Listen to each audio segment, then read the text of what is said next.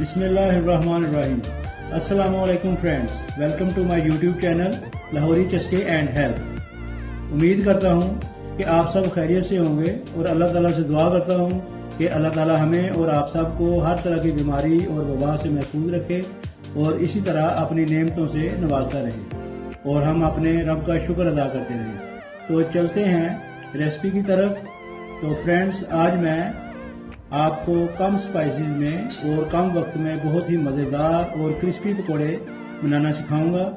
इसमें ज़्यादातर वेजिटेबल्स वही हैं जो आम तौर पर हम घर में यूज़ करते हैं और ये वो स्पेशल पकोड़े हैं जिनको खाकर आप बाहर के पकोड़ों का जायका भूल जाएंगे। आज की रेसिपी देखिए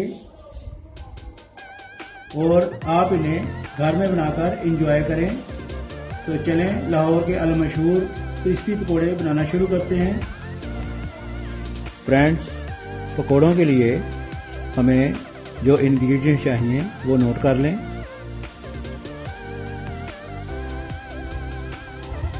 बेसन हम लेंगे 250 ग्राम।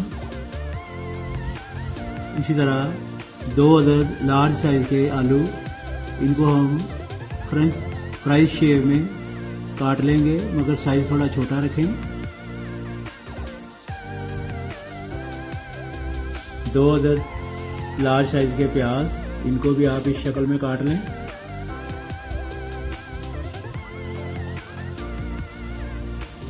पालक इस तरह काट लें बारीक, तकरीबन 1 कप। 5 अदद सब्ज मिर्च लेंगे, उनको भी बारीक काट लेंगे। थोड़ा सा पानी लेंगे। मसालों में हम लेंगे सुरख मिर्च 1 table spoon, salt 1 table spoon या आप टेस्ट के मुताबिक ऐड कर सकते हैं। इसी तरह साबुत धनिया हाफ टी स्पून, दड़ा मिर्च 1 टेबल स्पून, अजवाइन हाफ टी स्पून और ये कसूरी मेथी है सूखी 2 table spoon. Baking soda 1 pinch. अब हम बड़े साइज का एक बाउल लेंगे और सब अशिया को 1 बाय 1 इसमें डालते जाएंगे।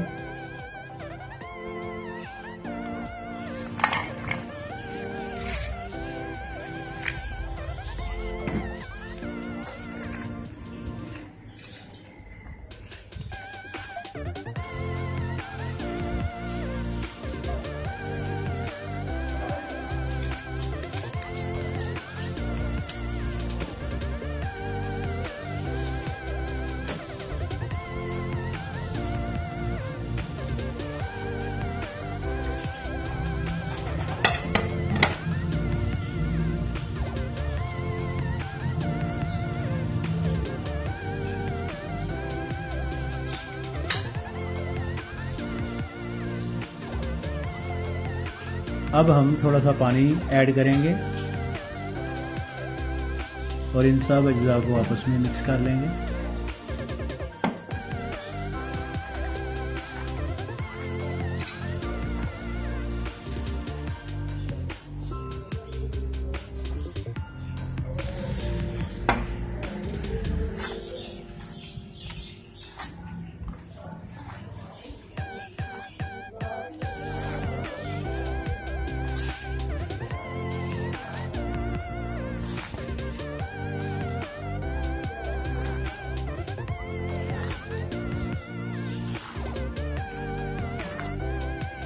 ये बात ज़हन में रखें कि बैटर ज़्यादा पतला नहीं करेंगे।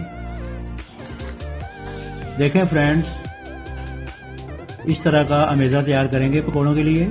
इसको ज़्यादा पतला नहीं रखना क्योंकि इस तरह का हार्ड सा अमेज़ा तैयार होगा तो बहुत क्रिस्पी पकौड़े तैयार होंगे।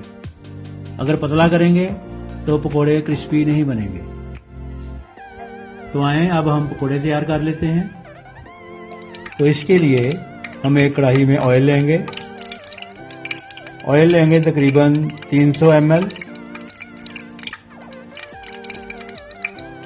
ऑयल हमारा गर्म हो चुका है। अब हम इसमें हाथ की मदद से पकौड़ों का मवाद डालेंगे।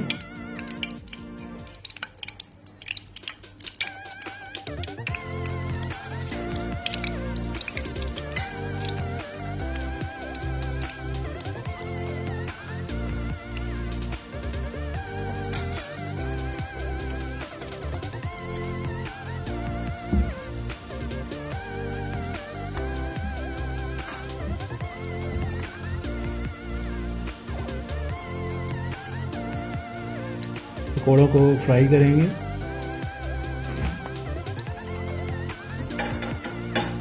पकौड़ों को हम लो टू मीडियम फ्लेम पर फ्राई करेंगे और हल्का गोल्डन ब्राउन होने पर हम इनकी साइड चेंज कर देंगे। पकौड़ों का साइज हम मुनासिब रखेंगे, ज़्यादा बड़े नहीं, ताकि ये अच्छे से अंदर तक पक जाएं। ये देखें, एक साइड लाइट ब्राउन हो चुकी है। अब हम इनकी साइड चेंज कर देते हैं।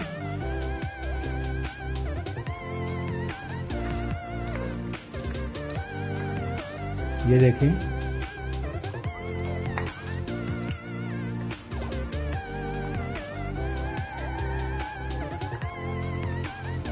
अब इसी तरह हम दूसरी साइड से पका लेंगे।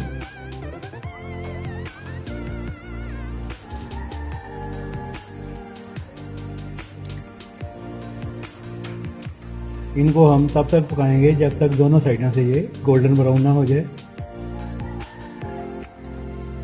एक बात का आपने ख़ास ख्याल रखना है कि फ्लेम तेज़ ना हो, क्योंकि अगर आप इनको हाई फ्लेम पर फ्राई करेंगे तो पकोड़े ऊपर से फ्राई हो जाएंगे मगर अंदर से कच्चे ही रहेंगे, जो कि कोई भी पसंद नहीं करता।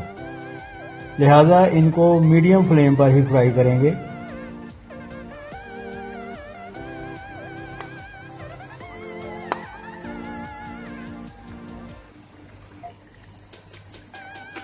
ये देखें फ्रेंड्स, पकोड़े रेडी हैं। इसी कंडीशन में हम इनको निकाल लेंगे। ये देखें इनकी लुक, इनका घी अच्छी तरह निकाल लेंगे और पकोड़ों को हम प्लेट में किचन टॉवल के ऊपर निकाल लेंगे।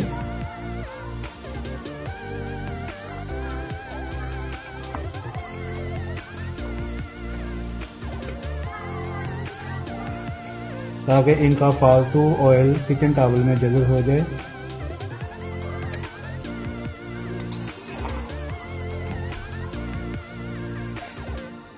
इसी तरह हम बाकी अमेज़े के भी पकोड़े निकाल लेंगे।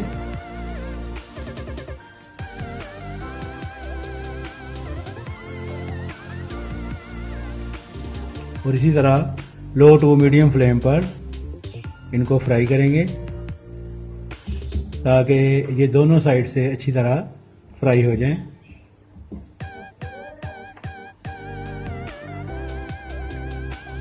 फ्रेंड्स, ये देखें, पकोड़ों का दूसरा पूर भी गोल्डन ब्राउन हो चुका है। ये भी बिल्कुल रेडी हैं। इनको भी हम ट्रे में निकाल लेंगे।